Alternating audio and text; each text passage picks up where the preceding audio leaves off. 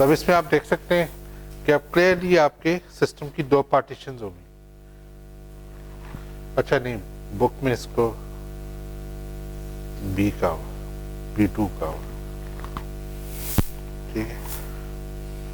अब आप अगर आप इस सिस्टम का बी मैट्रिक्स बनाना चाहें तो वो ये बनेगा 0 B2।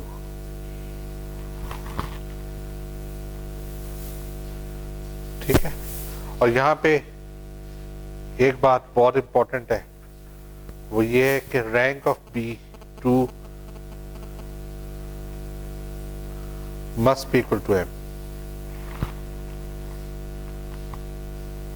इससे हम ये इंश्योर करें कि B2 इनवर्स एग्जिस्ट करे। क्या होता है रैंक?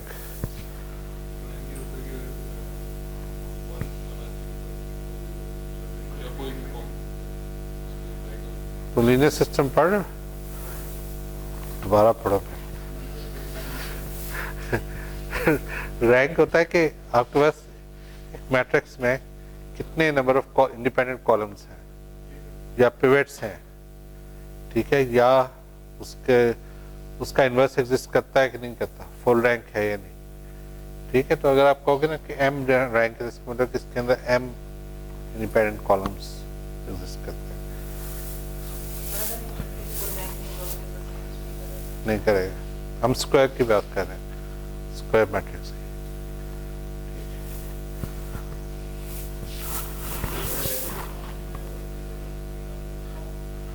एक ही बात है, कुछ ज्यादा फर्क नहीं है। सिर्फ उसमें ये होता है कि उसमें BN गारंटेड नहीं है कि बाहर ऐसे आ रहा हो, वो F के अंदर ही होता है सब कुछ, UF के अंदर ही होता है उसमें, जो GCCF फॉर्म है। ठीक, रेगुलर फॉर्म में मेरा ख्याल है, GCCF में नहीं है। तो यहां से फिर हम अगली क्रॉलरी ड्रॉ करते हैं कि ठीक है सलमान, अगर रैंक फुल है तो डिटर्मिनेंट नॉन जीरो है क्योंकि मैट्रिक्स नॉन सिंगुलर है। ठीक है, ये बात क्लियर होगी। अच्छा, अब अगर ये पिछली दफा वाला हम कॉन्सेप्ट है वो यहाँ लिखा हुआ है तो हम उसको भी रिवाइज कर लेते हैं। हम ये करते हैं कि स्लाइडिंग सरफेस जो बनाते हैं हम जनरली तो ऐसे कहते हैं ना, अब तक यही लिखते आए ना, ऐसे एक मैट्रिक्स है और या GX लिखते थे इसको, तो इसको तोड़ लेते हैं, दो हिस्सों में पार्टीशन कर लेते हैं। क्यों? ये वाले जो X1 X2 था ना, इसमें ऊपर जो अपर n-m है वो X1 में आ गए, उससे नीचे वाला m उसमें X2 में आ गया, और फिर हम X1 के साथ S1 बना लिया और X2 के साथ S2 बना लिया। यानी कि आपने जैसे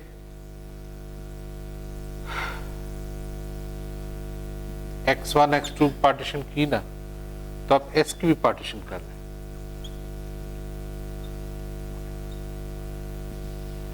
ठीक, आपने S की भी कंपैटिबल डायमेंशन में पार्टीशन कर ली। अब जब आप S को तोड़ेंगे तो आप ये लिखोगे S1 S2, और अगर आपको पार्टीशंस मैनिपुलेट करना याद हो तो you can easily right S to be S1 X1 plus S2 X2।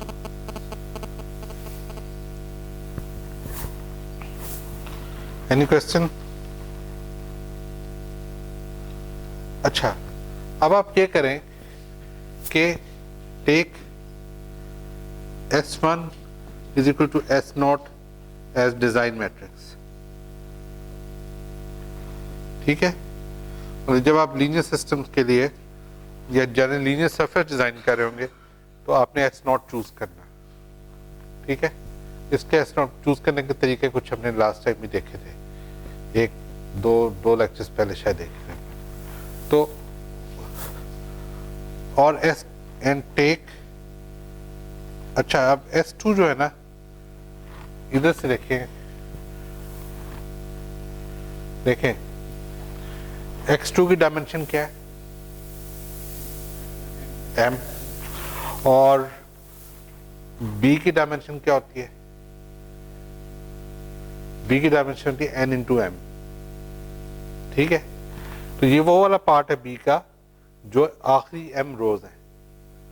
B के कॉलम कितने हुए? m। तो इसमें कॉलम कितने b2 में? जितने बी में कॉलम होंगे उतने बी में होंगे ना। तो m कॉलम है, m रोज है, इसका मतलब होगा ये स्क्वायर मैट्रिक्स, ठीक है। तो b2 इनवर्स एग्जिस्ट करेगा, ठीक है। तो अब आप ये कह सकते हो, तो इसका मतलब है ये m के साथ जो चीज मल्टीप्लाई हो रही है वो भी m इंटू एम ही होगी, ठीक है। जब ये m इंटू एम होगी तो उसको हम आइडेंटिटी ले लेते हैं, आइडेंटिटी विद डायमेंशन m। अब आप कहेंगे क्यों लिया आइडेंटिटी? मेरी तरफ से आप इसको 5 टाइम आइडेंटिटी ले लें। मकसद सिर्फ ये है कि ये एक नॉन मैट्रिक्स होगा, ठीक है। जो आपका डिजाइन है वो इस पर डिपेंड नहीं करेगा कि S2 क्या है। एक इन्वर्टेबल मैट्रिक्स हो बस काफी है।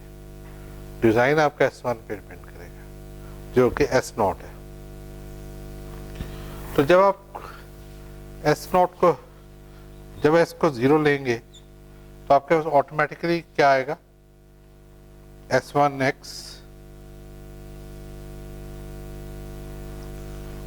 x1 is equal to S2 x2। ये आइडेंटिटी है, ये S0 है, कहीं माइनस लगा लो यार, ठीक है। तो x2 क्या आएगा? माइनस S0 x1, क्योंकि S1 हमने S0 ले लिया, ठीक है। अब ये याद करें ऐसा रिजल्ट हमने पहले भी निकाला है, तो अगर हाँ तो अगर S0 समझ उस वक्त नहीं आया तो अब आ जाना चाहिए।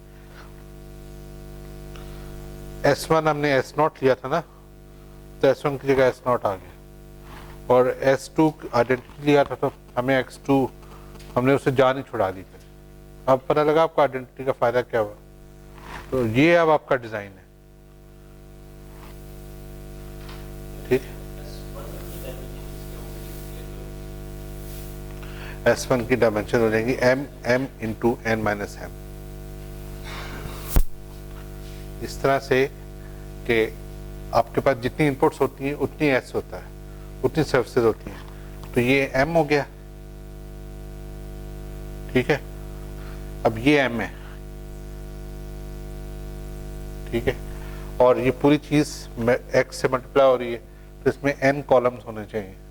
तो n कॉलम्स में से हम माइनस कर दें तो ये n माइनस m।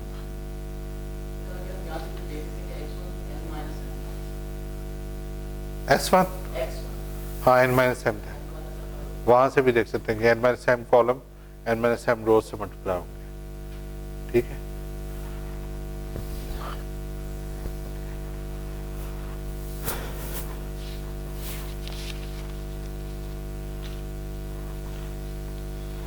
अच्छा, आप स्लाइडिंग मोशन कैसे आएगी?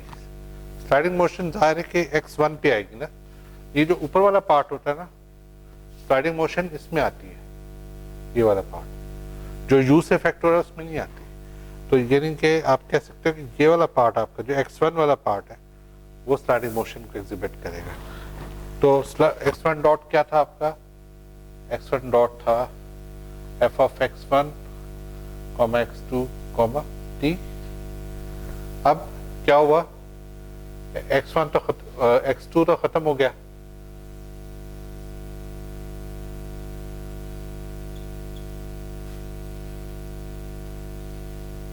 अब सारी मोशन सब की सब x1 पे डिपेंड करेंगे।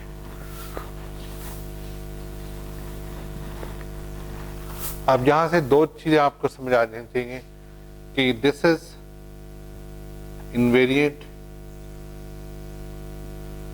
with F2 and B2। पहली बात तो ये F2 B2 कुछ भी होते रहे, बदलते रहे, आपकी स्लाइडिंग मोशन में कोई फर्क नहीं पड़ेगा। इसको मैं लिखा है स्लाइडिंग मोशन, ये स्लाइडिंग मोशन है।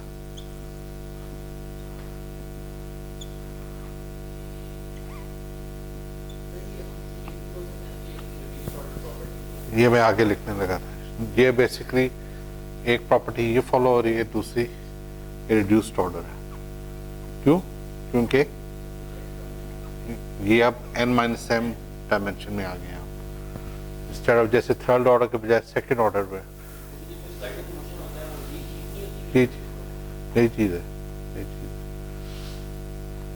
लेकिन जो प्रैक्टिकली इसका मतलब है कि अब सिस्टम की डायमेंशन ही एक तरह से रिड्यूस होगी।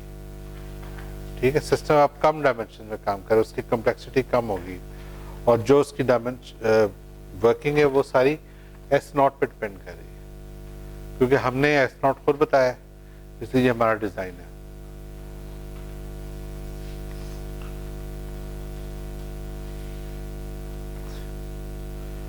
अच्छा, अब सादा लफ्ज जो स्लाइडिंग मोड की जो लिंगो यूज होती है, उसमें इन पार्टीशंस को कैसे लिखेंगे? ये पार्टीशन तो मैंने लिख दी, ठीक है। अब आपको डायमेंशंस पता है।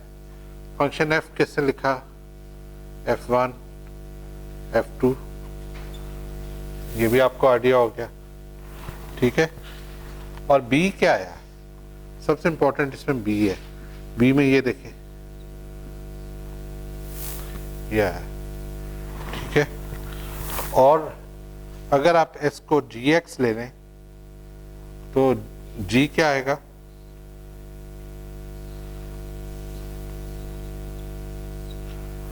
ठीक है, ये m डायमेंशंस है, ये n-m है, और ये m है।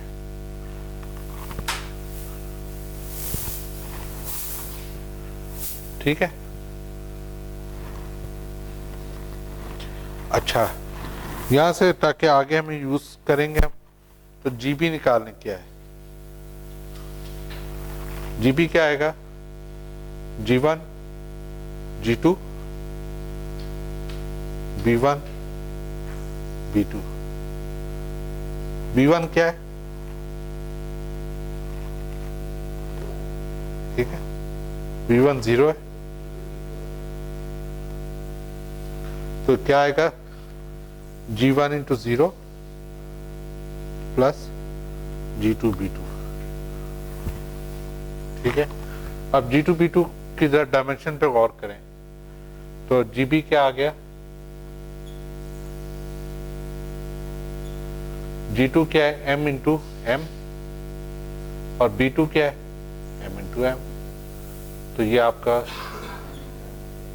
M into M आ गया। और B2 का इनवर्स एग्जिस्ट करता है। G2 आपका अपना डिजाइन मैट्रिक्स है, वो आपने क्या लिया था? कहाँ लिया? G2 S2 एक ही चीज है ना, आइडेंटिटी, तो इसका इनवर्स पे एग्जिस्ट करता है, इसलिए G2 B2 का इनवर्स पे एग्जिस्ट करेगा, लिहाजा G2 B2 इन्वर्टेबल है और GB इन्वर्टेबल है। ठीक है,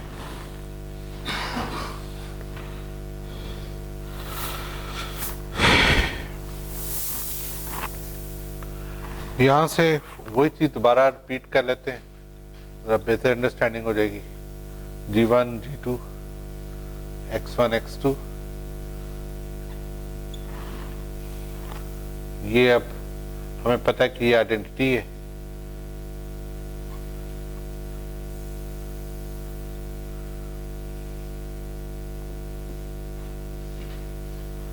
So S is equal to G1 X1 plus X2। ये G1 S0 था, तो आपको पता लग गया कि G1 X1 जो है वो S0 X1 के बराबर है।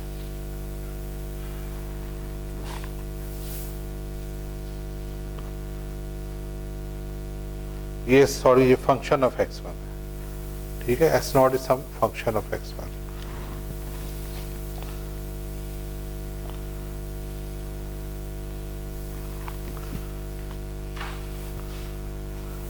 तो अगर अब आप डिफाइन करना चाहें तो G1 कैसे डिफाइन होगा? इसके लिए आसान तरीका ये है,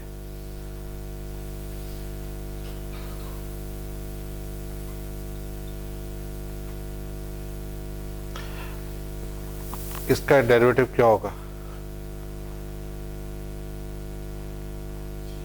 G1 होगा। अरे ये इतना ऑब्वियस नहीं है जितना आप समझ रहे हैं, ये मैट्रिक्स है, ठीक है। G1 is equal to curly over curly x s naught of x1, ठीक है। मतलब जो भी आपने स्टार्टिंग सरफेस x1 के लिए पार्टीशन ली है, उसका जो ये क्या होता है, इसको क्या कहते हैं, हाँ, divergence to second order gradient, उसका gradient with respect to x जो है वो आपका G1 होगा, ठीक है।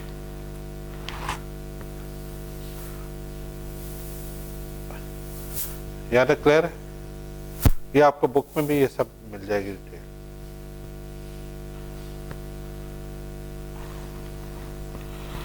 अच्छा,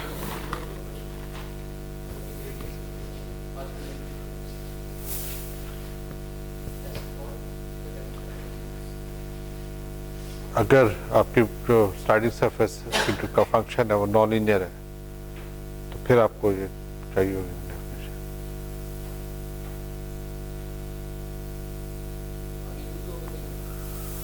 नहीं, यूज नहीं होगा, लेकिन जनरल पेपर के नोटेशंस में G1 को उसका कर्ली मतलब पार्शियल डेरिवेटिव कहते हैं, ग्रेडियंट कहते हैं, तो वो नोटेशन आपको फेमिलियर हो जाएगी।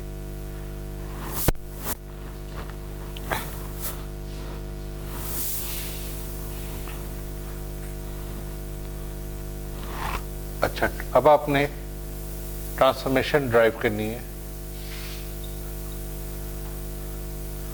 जो एक अफाइन सिस्टम को रेगुलर फॉर्म में ले आए, ठीक है। रेगुलर फॉर्म क्या होगी, जिसमें 0 B2 हो या आखिरी मल्टीप्लाई हो रहा हो। आखिरी जगह अगर यू स्केलर है तो सिर्फ आखिरी स्टेट में आ रहा हो, यहाँ पे कोई यू नहीं होना चाहिए, कुछ और हो सकता है, यू नहीं होना चाहिए, ठीक है। तो हम कहेंगे अफाइन ट्रांसफॉर्मेशन क्या कर रही है, अफाइन टू रेगुलर फॉर्म आ रही है। अली इसको कहना रिजवान को कि नेक्स्ट टाइम इसके एग्जांपल करवाए कोई इस ट्रांसफॉर्मेशन की, ठीक है। आज हम डेरिवेशन ही कर सकेंगे, लेकिन नेक्स्ट टाइम कोई एग्जांपल। अच्छा, अफाइन फॉर्म क्या होती है कि जिसमें यू लीनियरली अपेयर हो रहा हो।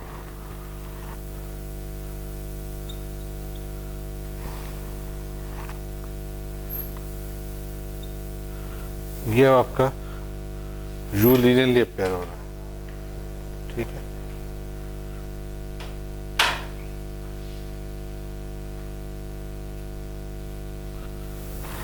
अच्छा, और हम कंडीशन ये रख रहे हैं कि जो आखिरी एलिमेंट है ना बी का आखिरी एलिमेंट 10 होगा ना, that should not be equal to 0, non zero होना चाहिए, ठीक है।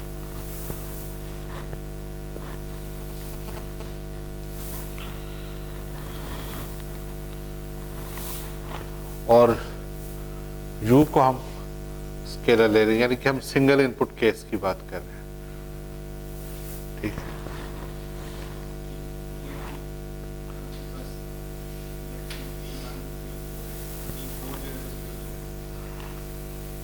अगर 4 डायमेंशन है, x 4 इंटू 1 है, तो b4 0 नहीं होना चाहिए।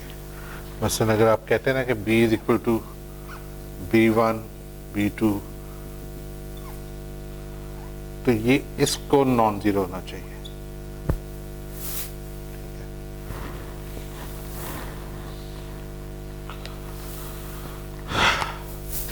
और अगर आप इसको खोल के लिखें तो ये कुछ ऐसी चीज बननी चाहिए, x1 dot is equal to f1 of x comma t plus b1 of x comma t into u, ठीक है। x2 डॉट is equal to f2 of x comma t plus b2 of, और यहाँ से चलते चलते आप xn डॉट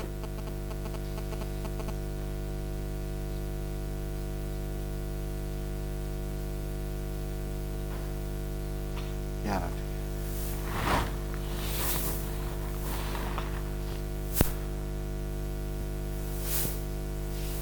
ठीक है, इससे हमें ये भी पता लग गया कि f जो है, f वेक्टर वो f1 f2 से fn तक है।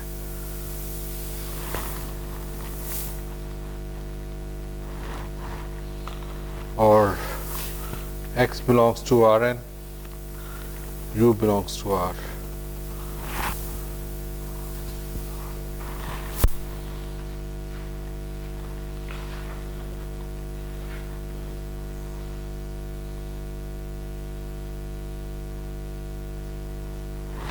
अच्छा, अब हम एक ऐसा सिस्टम प्रपोज करते हैं जिसमें प्रपोज अ सिस्टम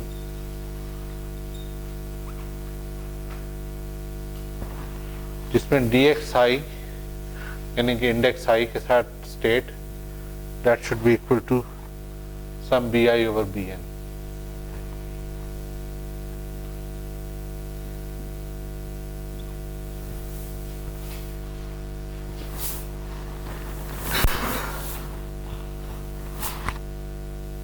ठीक है, हम एक ऐसा सिस्टम प्रपोज करते हैं जिसमें x1 x2 चलता जाए और bi bn से डिवाइड होता जाए। यानी कि अगर एक थर्ड ऑर्डर सिस्टम है, फॉर थर्ड ऑर्डर सिस्टम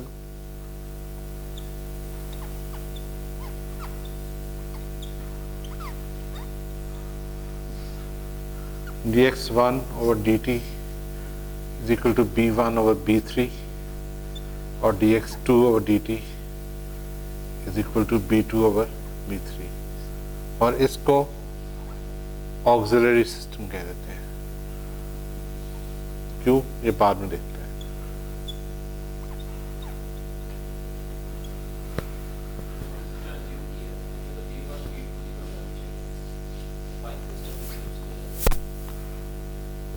नहीं, हम सिर्फ ये कह लेंगे यू नहीं होना चाहिए।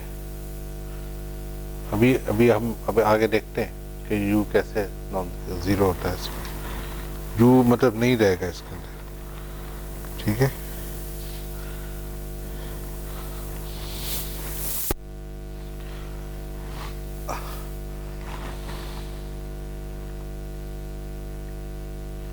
अच्छा, लेट्स से कि हम कहते हैं कि ये अब एक डेरिवेटिव डिफरेंशियल इक्वेशंस है, तो डिफरेंशियल इक्वेशंस का सॉल्यूशन भी होता है।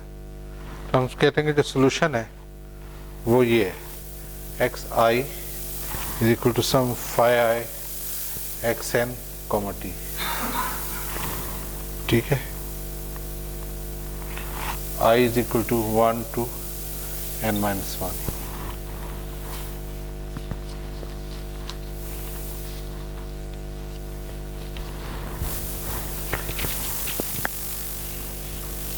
इसका क्या हुआ,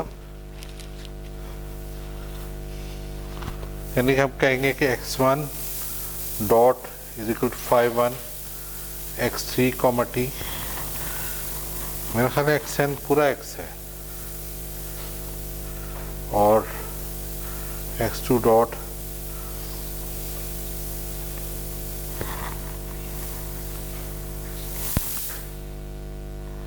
ठीक है।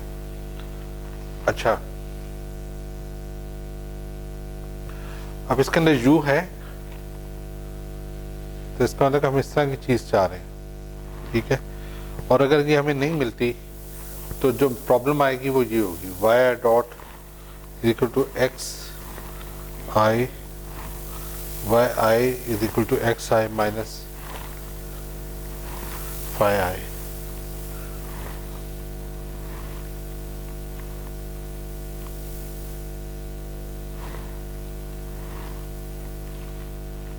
This is coordinate transformation.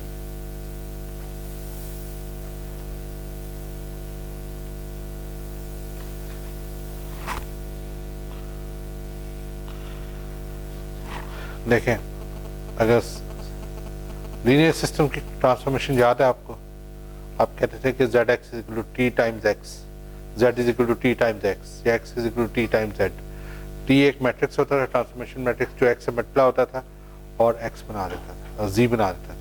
यानी कि पुराने कोऑर्डिनेट सिस्टम से नए कोऑर्डिनेट सिस्टम बनते थे, ऐसे ही था। अब यहाँ पे क्या हो रहा है कि एक्स आपका पुराना कोऑर्डिनेट सिस्टम है और वाई आपका नया कोऑर्डिनेट सिस्टम, ऐसे ही है। सर ऐसे ही है।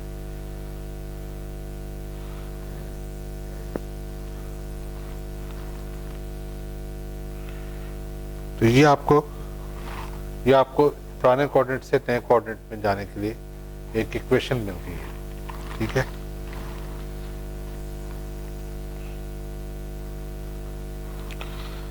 अब वाई आर डॉट क्या होगा, इसका डेरिवेटिव ले लें। Y r dot is equal to x i dot minus d over d t d phi i over d t of x comma t, ठीक है। तो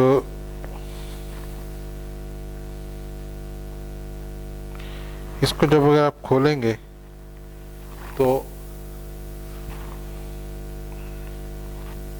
ये आपके पास ये चीज आएगी, y r dot equal to x i dot minus d phi i और d T और साथ एक्स एन डॉट आएगा, ठीक है, और एक्स एन कॉमा टी।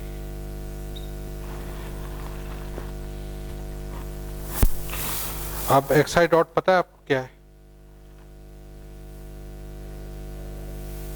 ये देखिए x i dot is equal to f i of x comma t plus b i, ठीक है। तो यहां से क्या आ जाएगा, implies y dot is equal to fi of x comma t plus bi u bi of x comma t into u, अच्छा sorry ये dxn है, चेन रूल लगा के अब सही हुआ, मैं भी सोच रहा था क्या है। तो ये एक्सएन चेन रूल लगा के डी एक्सएन और डी टी यहाँ पे आ रहा है, ठीक है, चेन रूल।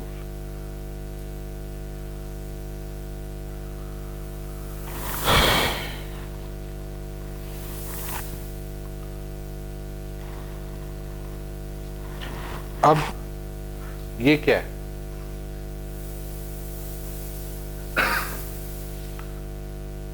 फाई आई का डेरिवेटिव, तो फाई आई का डेरिवेटिव क्या होगा with respect to x N,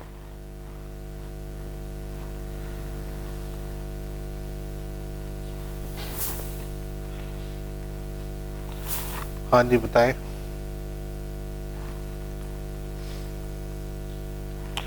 x N dot तो आपको पता है क्या है, ठीक है।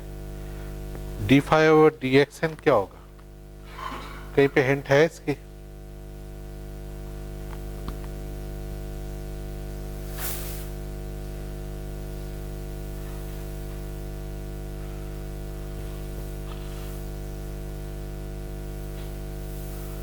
देखें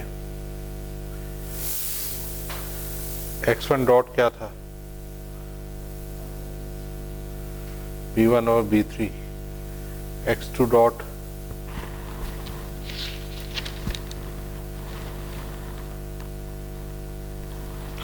सॉरी यहाँ पे मैंने ये गलती की है,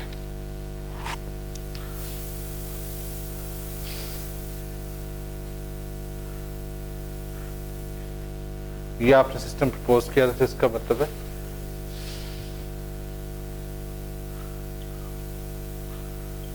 आप देखें, ठीक है। तो यहाँ पे ये अब क्या चीज होगी, फाई आई का dx1 और dt क्या होगा,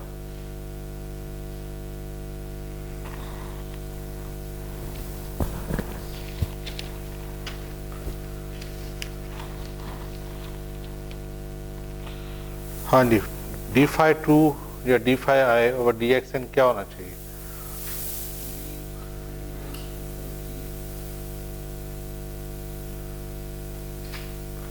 dn माइनस वन और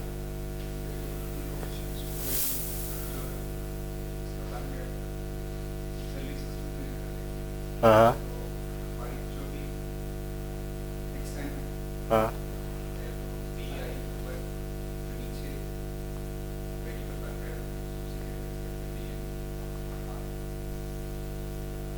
लेकिन यहाँ फाइव है तो नहीं है ना, यहाँ x1 है।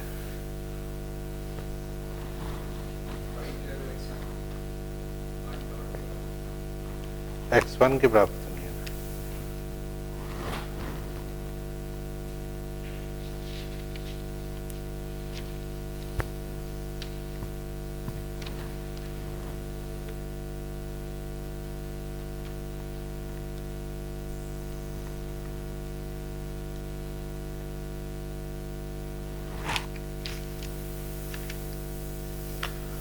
यहाँ पे मैंने गलती की। ये सॉल्यूशंस है, these are solutions। सॉल्यूशंस तो डॉट्स के बराबर नहीं होते ना, वो तो x1 x2 x3 के बराबर होते हैं। तो अब ठीक है, जहाँ पे भी फाइव आया आ रहा है वहाँ पे आप कह सकते हैं कि x1 आ सकता है। ठीक है, इसका मतलब है कि d51 over dx3 is equal to b1 over b3। ठीक है, तो यहाँ से क्या आएगा, d5i ओवर dxn का क्या आएगा, bi over bn, bi over bn, और xn डॉट क्या है,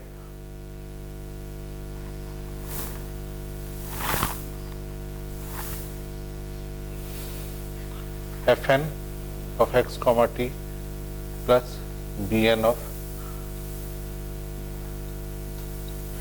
अब आपको फायदा नजर आया इसका कि क्या फायदा है इसका। ठीक है, ये बेसिकली अब आप कह सकते हैं कि हमने एज्यूम, ये तो हमने एज्यूम किया हुआ, लेकिन ये ट्रांसफॉर्मेशन का हिस्सा है। ट्रांसफॉर्मेशन में हमने x1 और x को 1 को डिफाइन ही ऐसे किया है कि वो x3 के साथ इस तरह से लिंक हो। तो इसके बाद इसको खोल लें आप,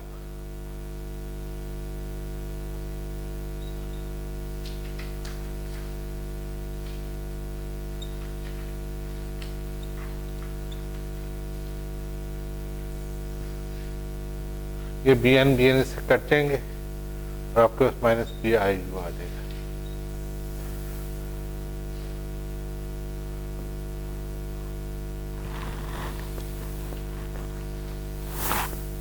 तो और ये चीज इससे कट जाएगी, तो implies y dot equal to fi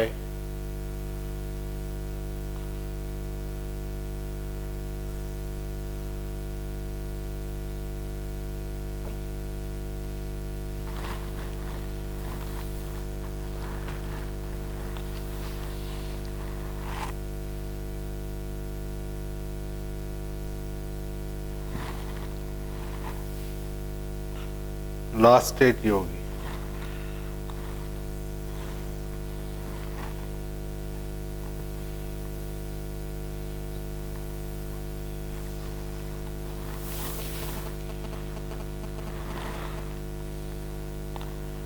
अच्छा, आगे मोशन इक्वेशन का एनालिसिस है, ये स्टार्टिंग जो मोशन है उसका, उस पर हम अभी नहीं जाते, पहले हम देखते हैं कि हमने किया क्या। ठीक है, इससे हमें फायदा क्या होगा।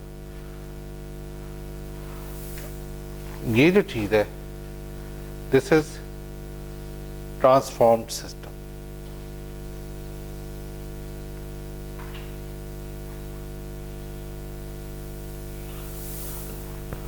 ठीक है, ट्रांसफॉर्म सिस्टम उसके लिए कहाँ गया वो, ये।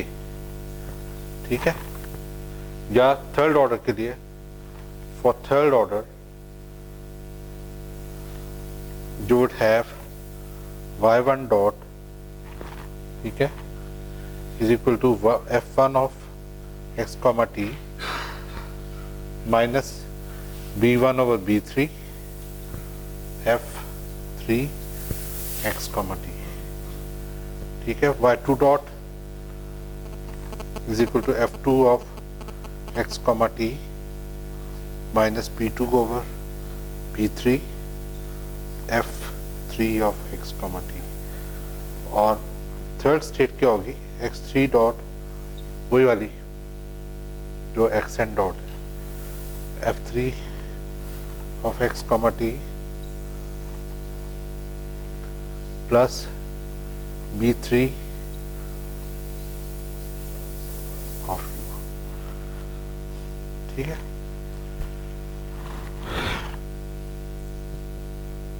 आप बताएं अगर आप इसको कंपेयर करें इसके साथ तो क्या ख्याल है, रेगुलर फॉर्म आ गई? इसमें u है, इसमें भी नहीं है, इसमें u है। ठीक है, अच्छा अब हमने किया क्या, चले पहले हम इसको इम्प्लीमेंट कैसे करेंगे ये सोच लेते हैं। वही आपके पास सिस्टम इस फॉर्म में दिया होगा,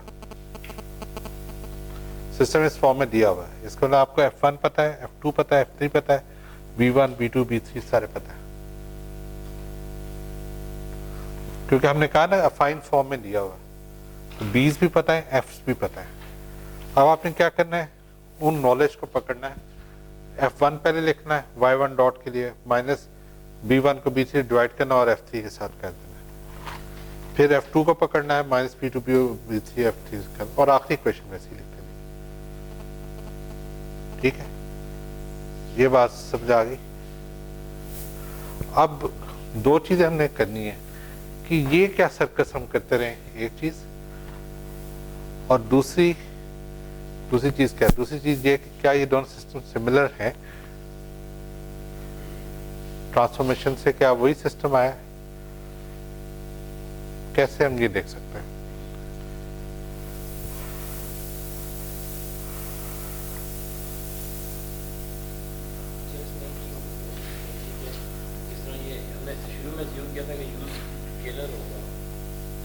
ये स्केलर के लिए ही है, इसके अलावा नहीं है।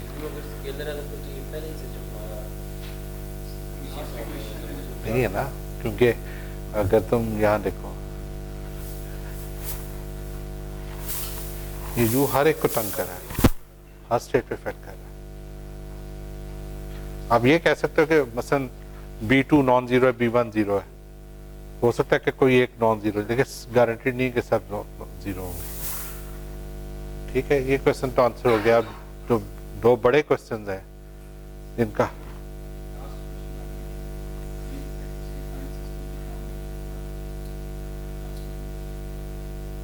ये वाली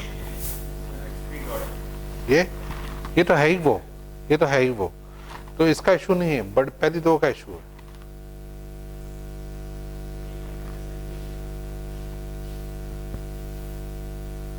हाँ एक मिनट यार, एक चीज और, एक और मसला तो नहीं आएगा।